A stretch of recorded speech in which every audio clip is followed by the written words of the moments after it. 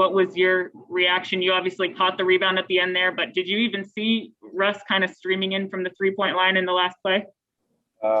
First, praise my Lord and Savior Jesus Christ.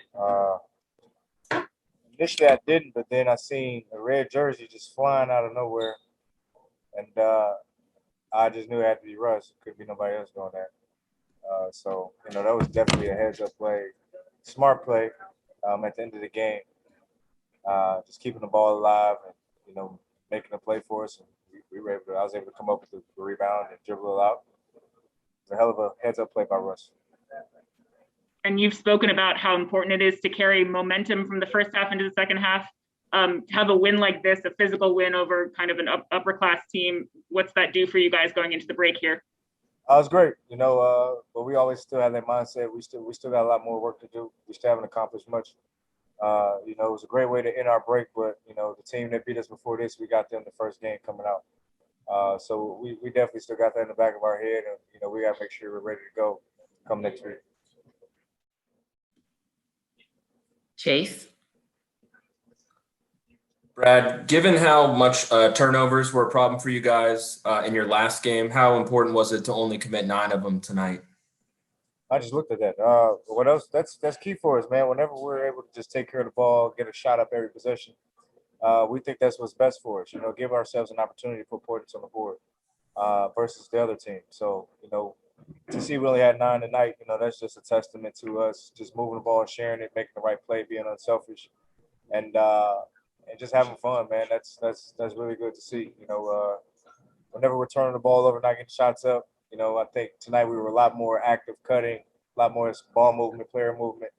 I think a lot of times when we're stagnant, that's where a lot of our turnovers come in at. So it's good to be able to see us get back on track. And I'm not sure if you saw because you were actually playing in the game, but you were drafted to the same All-Star team as Jayson Tatum. I know you guys were kind of rooting for that. What's your reaction to being able to play with him? I'm excited about it. We've never been on the same team before ever in life. I don't even think in pickup we've been on the same team. So it's definitely great to be able to share the same floor with him. I'm one of his biggest fans, and I'm proud of his growth and his maturity at a young age. And he's only 23 now. So, for him to be able to be on the stage he's at the time in his career it's heartwarming for me. But I'm just happy that we're able to share the floor together as starters, making a name for ourselves, our city, and our families. Fred? Brad, I know you don't have to do it anymore, but you competed against Rep for 8 years before you were teammates. Normally, guards do not fly in for rebounds the way that he does. What's that like when you're matching up against a guy who has to do that and you have to totally change the way that you even conceive of box outs against someone like that? So that's another thing you have to be accountable with Russ for. He's not only a great slasher, mid-range shooter, but he's able to get 10 to 20 rebounds a night. He's going to go in there, get offensive rebounds, defensive rebounds. He's just flying in there, uses his athleticism, and he does a great job of just reading where the ball is going to just fall off the hoop. So for him to make plays the way he does, it keeps teams off balance. A lot of teams like to get out and run in transition. So that kind of slows that down a little bit with the extra guy kind of crashing for us. I know we're not the biggest offensive rebounding team, but, he does keep a lot of them alive for us. So, whenever he crashes, we know that he's crashing with a purpose. And, there are always effort and well-needed plays from us. So he's going to continue to do it. And, we just got to make sure that we come up on the right end of it and execute on the ones he does. Neil?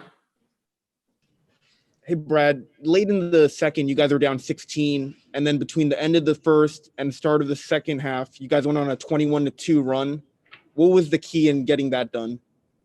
Defense, just getting stops. I think we did a better job of making guys uncomfortable. They were making a lot of threes from the early on game. And that second quarter was deadly. We gave up like 39 points, 40 points in that quarter versus 22 in the first. So I think that was just lackadaisical, not being in rotation, not communicating. We gave up a lot of open shots to, Pat Beal, to Kennard. Those guys got going. And, that kind of hurt us a little bit. but it was good for us to be able to stop that in the second half. Ben? Hey, Brad. Obviously, there's a lot to process about everything that's happened the first half of the year for the team and for you individually. I'm just curious for yourself going into the All-Star break, when you think back at the first few months of the season, what stands out to you about this journey for you at this point? Oh man, it's been a lot of growth. I mean, it's been a rocky year for sure. From camp starting the way it was, our season starting late, us having guys out from COVID early on. It was just a weird year, all around. But to be in the position we're in, I don't know what, a game and a half, game out of 8 now. I think I don't think anybody would have guessed that. Guessing the first 5-6 games we played in the year. So I think it's definitely a testament to our growth and our maturity as a team. To be able to learn from our mistakes early on, and then I think it's just coming together as a team, being healthy. It's not a lot of practice time. A lot of things we're learning on the fly. So I think we're just doing a good job of adjusting as best as we can and competing at a high level. So I guess I could say I'm happy with the way the first half is. Last question to Christos. Hello, Bradley. How, as the leader of this team, how proud do you feel about the resiliency and the effort in the second half of your team, and what it means about your potential? Oh, I was super ecstatic about it. We've shown it not only tonight, but in the last about 10 games or so that we can be a resilient team. We can show that we can guard, defend, and be able to compete at a high level.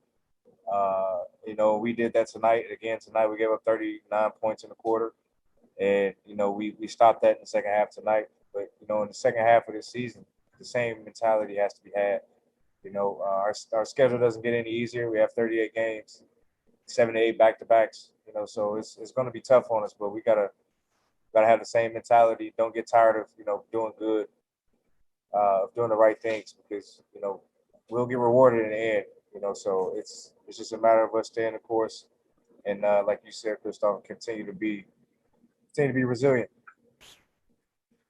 And also, you mentioned after the winning streak of the last week that you feel different. How different do you feel that with wins like those caliber teams, like Clippers? We feel great, obviously, because they're a championship caliber team. All the guys they have over there. Granted, Paul George was out tonight, but we did a good job of not worrying about any of that, controlling what we can control, and just coming out and playing hard. We got off to a good start. Second quarter wasn't so good, but we finished the game. We closed it out. Early in the year we wouldn't have been able to do that, and our growth has been great. And whenever you're beating teams, who are this caliber, it's just an extra boost of confidence moving forward. Thank you.